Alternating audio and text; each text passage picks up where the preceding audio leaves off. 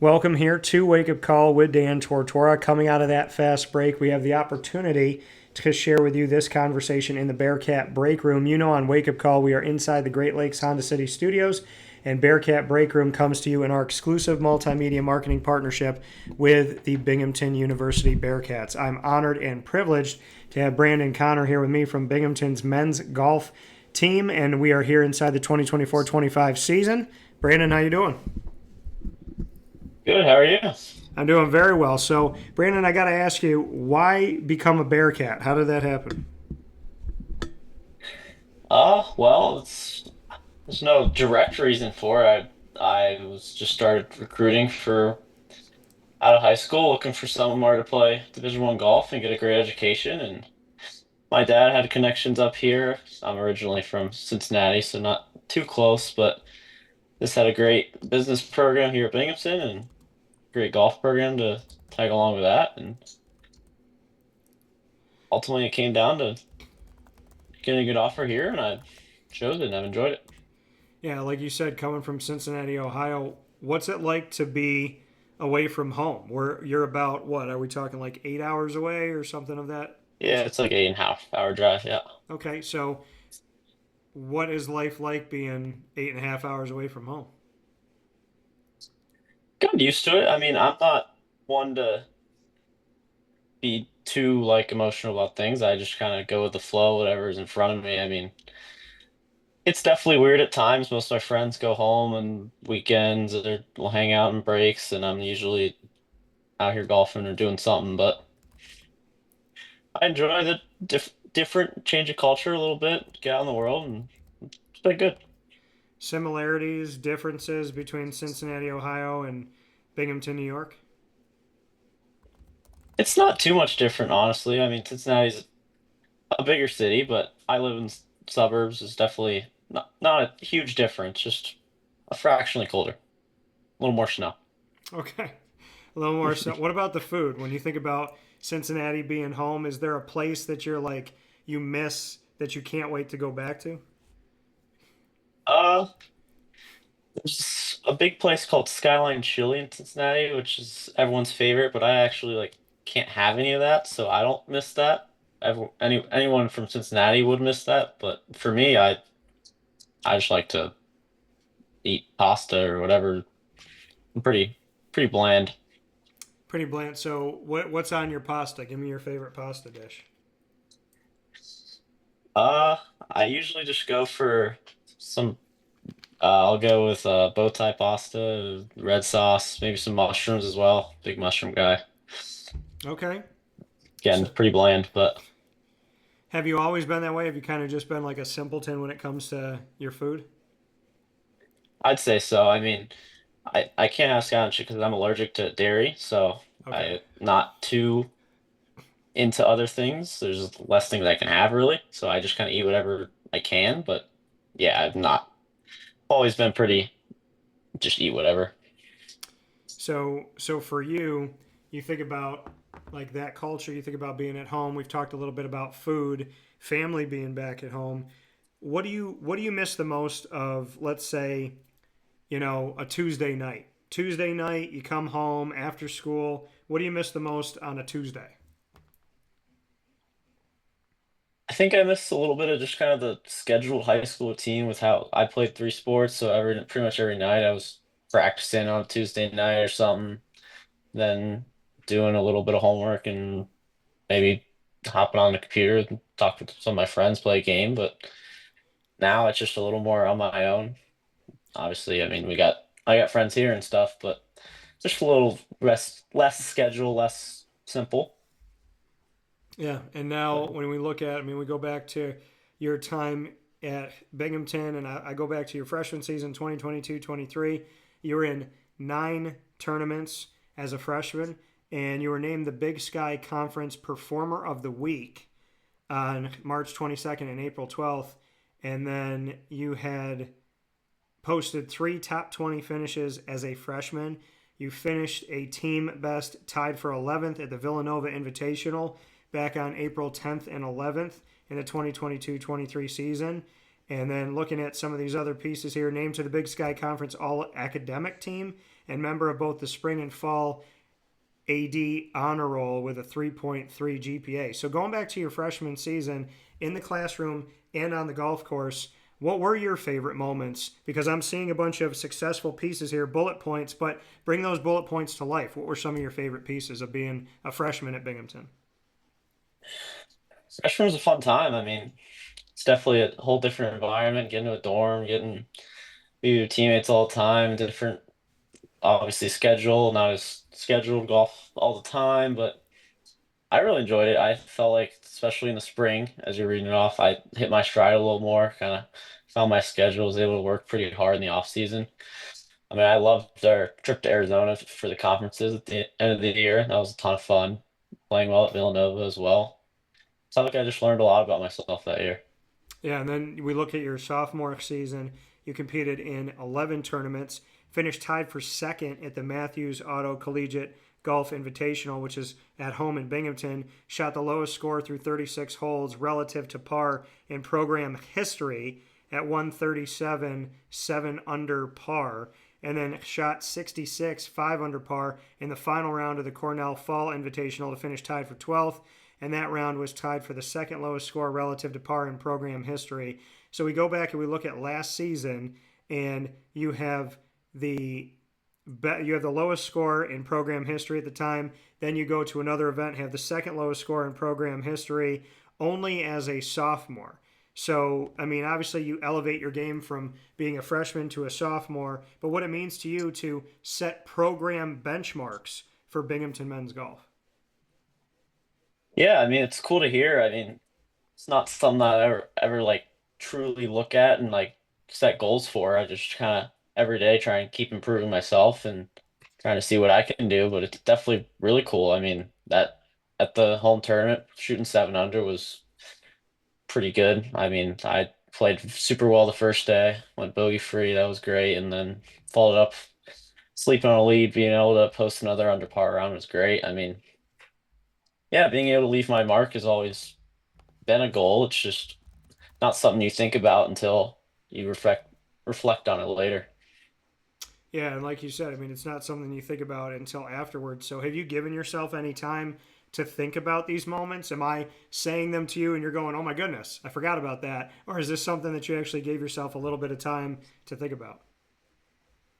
I think I've given myself a decent amount of time because I'm one that kind of does look at a bunch of stats and analytical, and I've looked at all that. And yeah, I mean, it's always cool, but I mean, I've also had some tougher tournaments, so I want to keep improving on that and being able to consistently shoot that would be my ultimate goal here moving forward. So, for you, when we look at your career up to this point, Brandon, what is one of those moments of adversity at Binghamton that you feel like you've really learned from? Because I feel like without adversity in life, we don't know who we are. We have no idea what we're capable of becoming. So go to a moment of adversity for you at Binghamton that you feel like has made you better. Yeah, I mean, there's plenty. I've had plenty of bad rounds. I feel like one especially was last the last tournament of last fall at out on Long Island, Sabonic. I shot 70 in the first round, was T4 something near the leaderboard. It was a great round. Probably one of the toughest courses we play. And the next round I went out and shot 85, just kind of got punched in the face. And I felt like that definitely, especially that was the last turn of the fall, kind of got a tough way to go into the off season, but was able to kind of understand a little more about what how to handle being in the lead and how to just play better in the future, really. Yeah, so I mean, like you said, you've had plenty of moments of adversity, but they teach you something. How do you respond in the moment to it? Are you one of those people that when adversity hits, it's kind of like chaotic and then it calms down? Or have you taught yourself how to calm down through it? I like to think I'm pretty calm. I mean, I don't see myself from the outside, and I definitely get mad at certain thing at when anything goes bad. But I think definitely over time, over my years here, I've been able to process it a little better and just kind of just you can be mad for a few seconds, but it's still the next shot is so much importance, and you're playing for the team more than yourself, and there's a lot of other things that matter instead of focusing on something you can't control anymore, the past.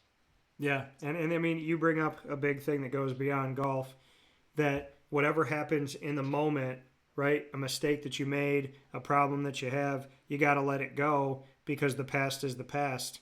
So many people in life beyond sports don't let things go. They live in the past, they don't live in the moment. They worry about everything that's happened before and they can't let go of it. What words of advice would you say to those people? Yeah, I mean, like we just talked about, like if you put an analogy for golf, like sure you made a double on the last hole, but at the end of the day, when you're looking back at your round, you'd rather shoot 76 instead of 79, making that double turn into a few shots worse later down the road. It's just being able to move on to the next thing. You're gonna have adversity, like we talked about, always in life, and it's about how you respond and not what happened in the moment. Yeah, and again, I mean, I mean, Wake Up Call is called Wake Up Call here on the show for a reason, not just because it's on in the morning, and it's also where sports meets life. And so we're talking about a life topic right now. You said how you respond in the moment isn't, like that's not the end all be all because, right, we can all have poor responses in the moment. You might have a bad shot and you might, take your club and hit it down onto the ground. You might have one of those weak moments or something like that. You know, people have moments. We all have times in our lives where we don't take a good shot, right? I played basketball growing up. So I mean, I still remember there was a game where I had two good shots, right? I was on the left side of the top of the key. I took a Hmm. shot, I made a three.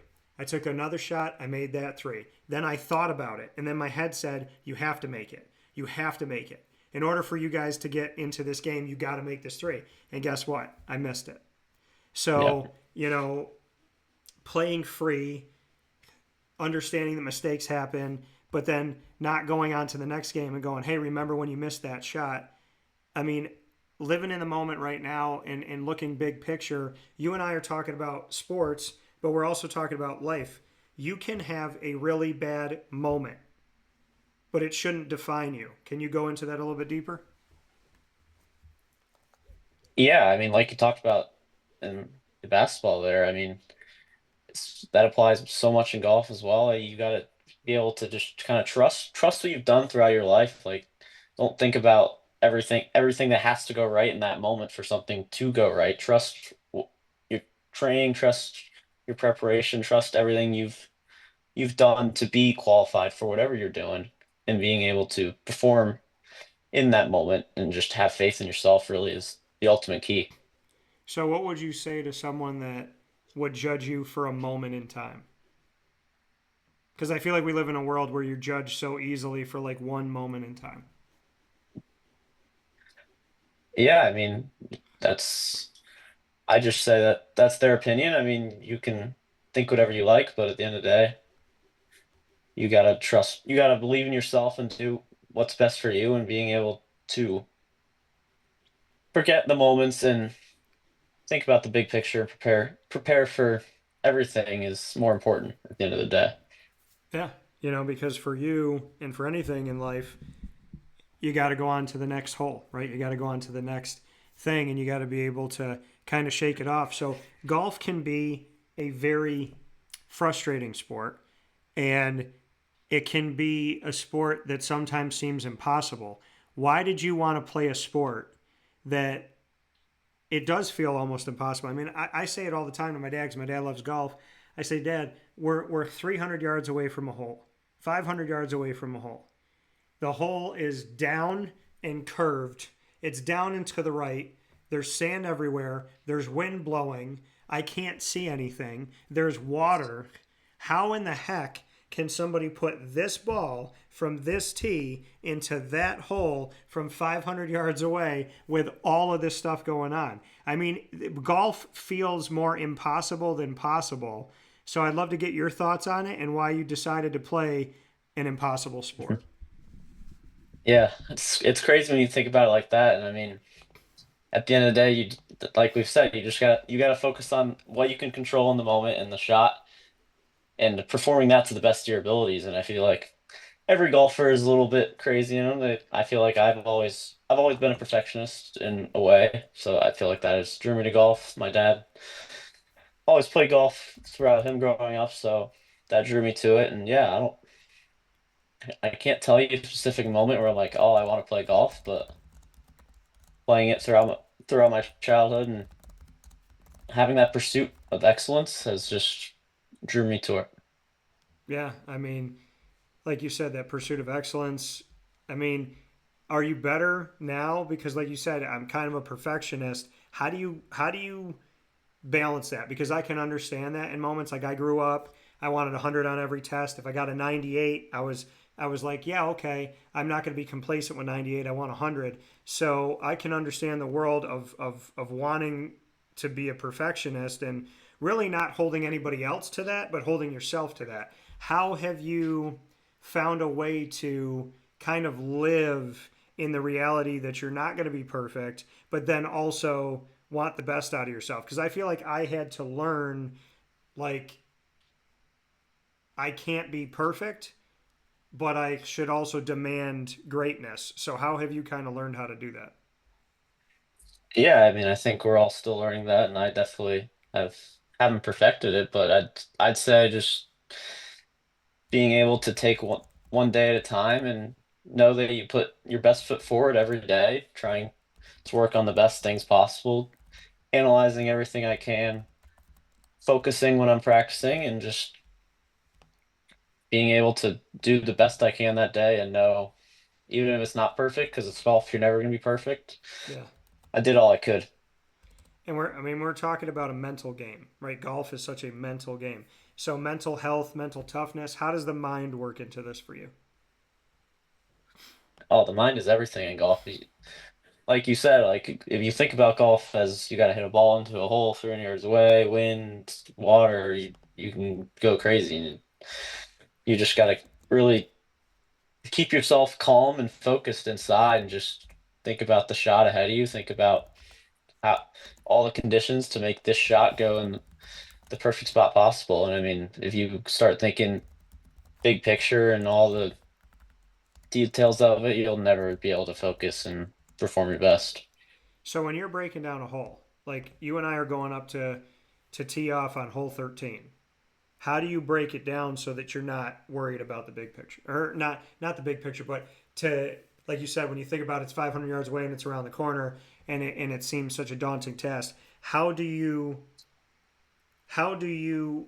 set your mind to the right place when you step up to the tee? Well, we always have a practice round the round before, so you're able to see the course and kind of map out a track that you want to do. So I'll look at how wide the fairway is, any water or out of bounds, where trees are, and I'll pick the best strategy of how far to hit it and where I'm trying to aim. And at that point, you just got to trust your preparation. And I know that from all my practice and all my preparation that hitting driver at this certain spot is the best possible outcome 100% of the time. So I'm gonna aim at that spot and do the best that I can. And so, like you said, you have that practice round before. How have you evolved, Brandon, from who you were as a golfer 2 years ago to who you are right now?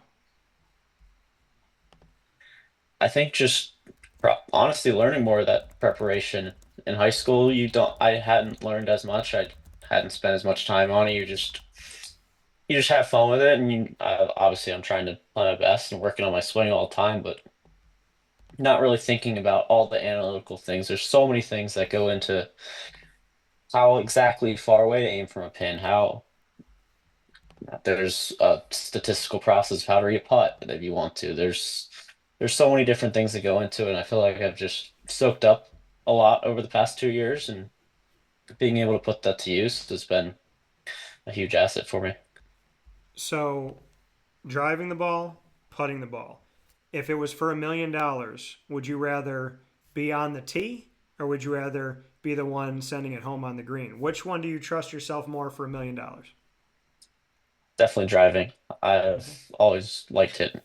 always been kind of someone who swings hard, and if anything, putting's my weakness. So, I mean, I like to think I can make the putt, but I trust my driving more. Okay, all right, fair enough. So we take a look at getting in the top 10 after the first day at the Testudo Cup. And first and foremost, congratulations. So, within striking distance of first place as you finish the first two rounds of the inaugural Testudo Cup, tied for sixth out of 78 golfers over this past weekend. You began the day by shooting 70, two under par in the opening round, posting four birdies in the first 18 holes, following up by shooting 71, one under par, with an additional three birdies to finish the day at 141, three under par, and four strokes behind the leader. I mean, I'm going to look at this and say this is amazing. I'm going to look at this and say seven birdies is pretty incredible. And the fact that you're within striking distance and you're in the top 10 of 78 golfers.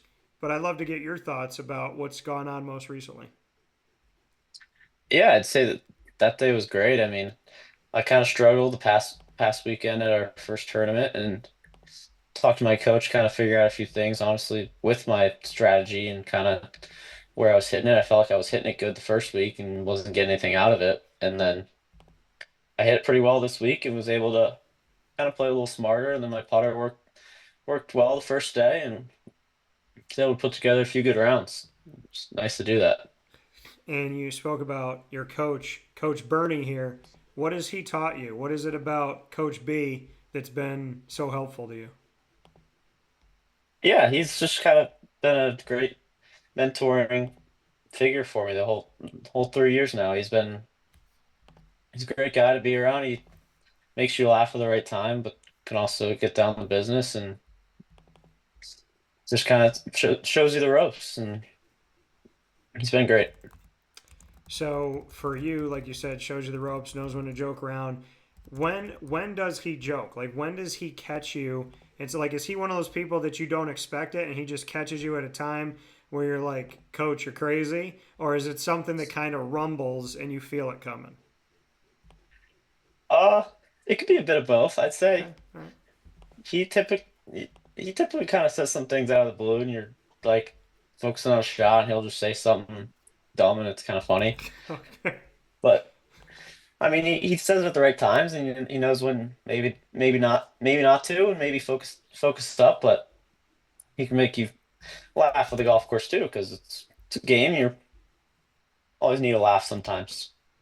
Yeah, and like you said, I mean, it's a game, and you need to laugh, and that again goes right back to life in and of itself. How have you learned to kind of let something be what it is? To have that moment of instead of throwing your club or screaming at the instead of having a Happy Gilmore moment.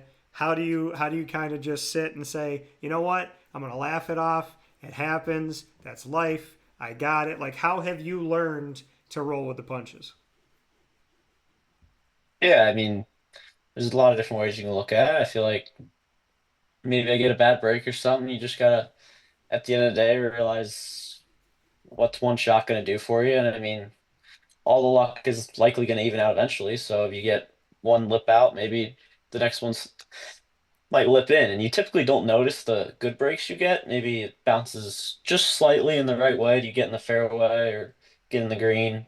And you don't really notice those as much, but you always notice the time it gets a bad bounce into the rough or Yeah. bounces into the water somehow. So you just gotta understand the big picture of it at the end of the day. Before we jump into rapid fire and put each other on the hot seat, best shot you've ever had. Uh, hmm.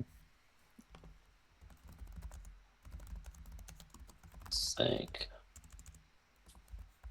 I mean, I trying to think of any like great in under competition.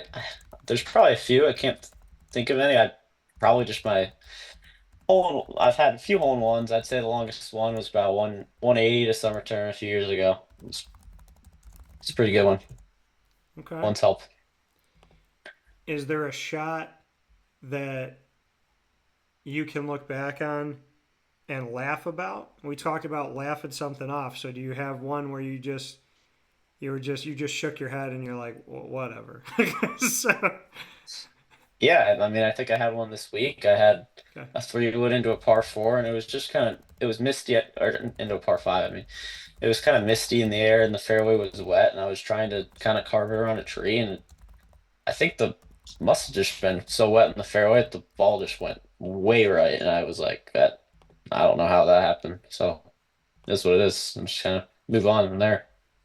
Well, here with Brandon Connor in this edition of the Bearcat Breakroom, speaking about how sports meets life and inside of the Great Lakes Honda City Studios on Wake Up Call. It's time to put each other on the hot seat. We can ask each other anything in rapid fire. It could be sports related, it could be life related, it could be literally anything. Brandon, you get to ask me the first question. Fire when ready. I'll go with we've been talking about it today. How do you feel like you roll with the punches in life? How do you kind of put it in perspective for yourself? Well, Brandon, you're asking me this question at a really hard time in my life. So I would say to you that how do I roll with the punches? I know who I am. And I think I will tell you this. I think in life, in the heat of the moment, you might make mistakes. I'm Italian and Hispanic. We're passionate. But I think what I've learned about myself is there's there's so many things that I've kind of realized that you can't do. And, I come from really strong people, my grandparents, my parents. And I think what they've taught me in life is that you got to pull back your words sometimes. And I think there's times where I have, and I think there's times where I haven't. I think that there's things I say in the moment where I could have been a lot better at it. I think one of the things that I've learned in life is, people kind of poke at you, and I don't know if they do it because of their past or they poke at you because they want to kind of just see what you're made of. But I think what I've learned in life is that I've learned to forgive, and I look at the big picture. And so a lot of what you said earlier on in the conversation is if you're a good person, right? And in the majority of the time, people can lean on you. You're going to hold them. You're going to talk to them. You're going to be there for them. You're going to pray for them. And then in the heat of a moment, you say something stupid. I would say to those people, look at the big picture. If the big picture is this is a loving, caring person, but in this moment, you just said something to them or you did something to them that just really just hurt them, and in the moment of pain they responded, I would say look at the big picture. Yeah, So, I mean, how do I roll with the punches? I know who I am. And I know that I love incredibly hard. I work incredibly hard. I never think anybody outworks me, Brandon. I don't think anybody can outlove me. I don't think anybody can out help people the way that I help people. I think that if you are connected to me and you need me in the 11th hour, if I don't know what to do, how to do it, or when to do it, I will figure it out. I yeah, think I think that I am the best friend to have in a moment where you need somebody and you don't know how to do it. So, how have I learned to roll with the punches and how have I learned things about life? I would say look at the big picture and understand that everybody makes mistakes. And if you can't love people through their pain, then you can't really love people. it's a great response, and I mean, yeah, being able to stick to who you are and you know who you are, definitely dark times is the best thing you can do, and yeah, it's a great response. Thank you. A question back to you, Brandon. If one song followed you through your entire life and it just played when you walked into the room, what song would you want to play to show people Brandon Connor? Uh, I think back to a song I listened to so many times too in about eighth grade is "Believer" by Imagine Dragons. Just a great upbeat anthem and kind of speaks of just who I am. I always am knocking on the door and always working hard to achieve what I can. I love It's a good that. song. I love that choice. And Imagine Dragons, you like Believer. I like the song Thunder, where the lyrics are like everybody thought. Well, let me get the exact lyrics because I know the end of it, but I don't want to make I want to make sure I don't mess up the exact lyrics right before. So Imagine Dragons, who sings Believer, also sings Thunder, Yep. and there's a song with kids were laughing in my classes when I was scheming for the masses. Who do you think you are? Dreaming about being a big star. They say you're basic. They say you're easy. You're always riding in the back seat. Now I'm smiling from the stage while you were clapping in the nosebleeds. So that one Yeah. always speaks to me. I want to go to Believer. And is there a certain part lyrically in the song Believer that hits you some kind of way? Mm, I honestly haven't listened to it in a while, so I'd have to go back through. I can't give you a specific lyric. Well, I'm gonna hit you with a couple things that are said, and after I read it, you can tell me, okay? All right. First things first, I'm gonna say all the words inside my head. I'm fired up and tired of the way that things have been, the way that things have been. Second thing second, don't you tell me what you think that I could be. I'm the one at the sail, I'm the master of my sea. I was broken from a young age, taking my sulking to the masses, writing my poems for the few. They look at me, shook to me, feeling me, singing from heartache from the pain, taking my message from the veins, speaking my lesson from the brain, seeing the beauty through the pain. You made me a believer. You break me down and build me up, believer. Oh, let the bullets fly, let them rain. My life, my love, my drive, it came from pain. I would say that second part about being the driver of my own boat at the sea or something like that. I feel like that speaks to me a lot. I mean, golf is an individual sport, and I feel like I've been kind of tried my own way through college golf, but it's been a blast, and I will continue to I, work until I can't anymore. I love it. From Brandon Connor, I'm the one at the sail, I'm the master of my sea. Yeah, What's your second question for me? that's a different note. How is your March Madness bracket looking? Who is your champion? Oh, I'm really mad at John Calipari. so, uh, so, when I was a kid, Brandon, I was watching the 1996 Final Four. My hometown Syracuse was in it, Mhm. and Rick Pitino beat John Calipari, and then Rick Pitino and Kansas went up against Syracuse in the championship game. And or was it Rick Pitino? Or no, was it Kentucky? Might have been Kentucky, not Kansas, Kentucky. So they go up against each other in there. So Rick Pitino had bested John Calipari in the NCAA tournament. Well, this time around, in the round of 32, we have this situation of having John Calipari with Arkansas for the first season and Rick Pitino in his second season at St. John's. Well, I had St. John's winning the championship, and so my bracket actually looked really good, except for the fact that my champion lost in the round of 32. I was right on a lot of things. I did better in the women's bracket, but on the men's side of things, I thought St. John's was going to do it. I rode with St. John's. I know that they were like an underdog, even though they were a two seed. But I will tell you this 2 years ago, I wrote on a napkin, I wrote Houston no matter what. And so to see Houston get, all this way 2 years later, I feel great about it. I got to interview Kelvin Sampson during the NCAA tournament this year. I got to speak with the student athletes this year. I've spoken with Kelvin Sampson for multiple years now. So, I mean, my bracket's not looking too pretty, but I do think St. John's will be back. Yeah, it's cool. I actually do have Houston winning, so somehow I rode with them. I did have St. John's in the finals though as well, so that took a toll early, and I struggled in the beginning part, but I've done all right in the later portion of the bracket. Fair enough. So I'm going to go back to food for you, Brandon.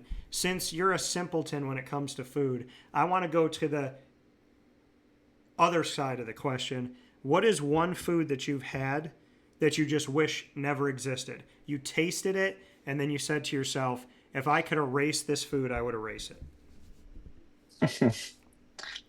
It's funny because you can ask all my friends. I hate tomatoes, but I mean I like tomato sauce and ketchup.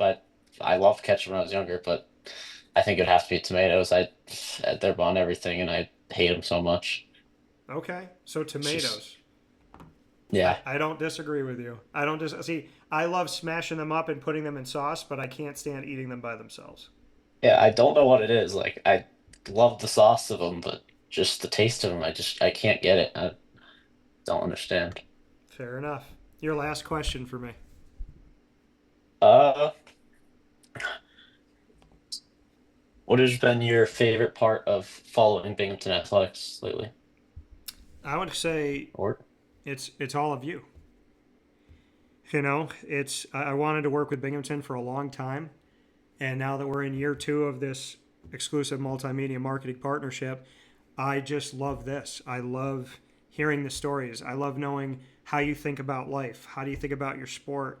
What makes you tick? I mean, obviously, from this conversation, you can realize that I'm not just about statistics and about you had a good game or you had a good shot. You know, you and I have talked more about life than we've simply talked about golf. And yeah, so I love learning about the people and your why and who you are and why you are. And I just think there's incredible people on campus at Binghamton. And so it's been my absolute pleasure to get to know your stories and get to cheer you on. And now that I've had this conversation with you, Brandon, now I know you. I know you a little bit better, which means I'm going to cheer you on a little bit louder. That's how I look at it. yeah, it's great. I mean, credit to you. I'm not too easy to open up to, so you've definitely gotten to know me probably Well, more than most people have, but happy to do it. It's been well, fun. I appreciate the fact that you were willing to be open with me. My final question to you, Mr. Connor, is Mhm. if you and I were going to make a movie, because I am a screenwriter, I do like to work on things. If you and I were to make a movie, what job? It's going to be a comedy. You and I are going to be in a funny movie. We're going to have a great time. It's going to be fun. What job would we have and where would we have it? So paint me a picture of it's a comedy starring Brandon Connor and Dan Tortora. This is our job. This is our profession. And then this is where we're going to be. Like, what city are we going to be in? It's a deep question. I mean, since I'm a golfer, I guess I think of golf stuff. I don't know. We could both be maybe it was something off like a caddy shack. We could both be working in a pro shop, and we could be in up here in Binghamton, New York, All right. doing whatever. I'm not too creative, honestly. So So we could be working in um, a pro shop like Caddyshack up in Binghamton. I'm down with it. I'm down to do something like that for a Bearcat here in Brandon Connor and yeah, all the work that he's done and this conversation. Bearcat Breakroom, Binghamton Men's Golf, support them in this 2024-25 season. Support Brandon and all of his teammates, Coach Bernie and the crew, and make sure you show love to the Binghamton Bearcats. From the Great Lakes Honda City Studios, this is Wake Up Call. And Brandon, thank you so much for your time. no problem. I appreciate you having me. It was fun.